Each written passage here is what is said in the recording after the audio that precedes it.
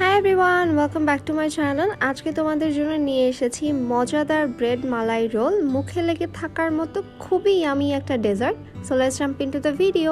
প্রথমেই আমি একটা পাতিলে 1 লিটার দুধ নিয়েছি। তার মধ্যে আমি সামান্য পরিমাণ পানি দিয়ে দিয়েছি এবং সেখান থেকে অল্প একটু দুধ একটা কাপে নিয়ে তার মধ্যে অ্যাড করে দিচ্ছি কয়েকটা কেশর এবং এটাকে 10 মিনিটের জন্য রেখে দিব।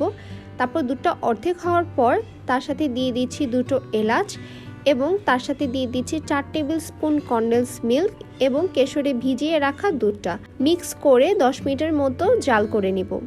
এখন আমি আরেকটা প্যানে নিয়ে নিচ্ছি 1 কাপ পরিমাণ গুঁড়া দুধ, তার সাথে নিয়ে নিচ্ছি হাফ কাপ পরিমাণ চিনি এবং এটাকে 2 মিনিটের জন্য ভেজে তার মধ্যে লিকুইড দুধ মিশিয়ে দিব এবং খুবই অল্প আছে এটাকে নেড়ে নিব যতক্ষণ পর্যন্ত এটা ঘন না হয়ে আসে।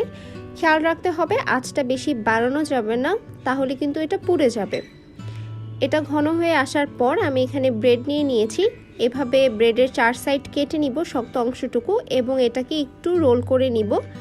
দেন আমি ব্রেডটা বিছিয়ে তার মধ্যে মালাইটা দিয়ে দিচ্ছি। মালাইটা খুব ভালোভাবে স্প্রেড করে ব্রেডটাকে রোল করে নিব। যেই পাত্রে তোমরা এটাকে রাখবে সেই পাত্রেই কিন্তু একবারে সার্ভ করে নিতে পারো। দেন আমি এটার উপর দিয়ে একবারে দুধ দিয়ে দিচ্ছি, যে দুধটা আমি খুব ভালো মতো ঘন করে নিয়েছি।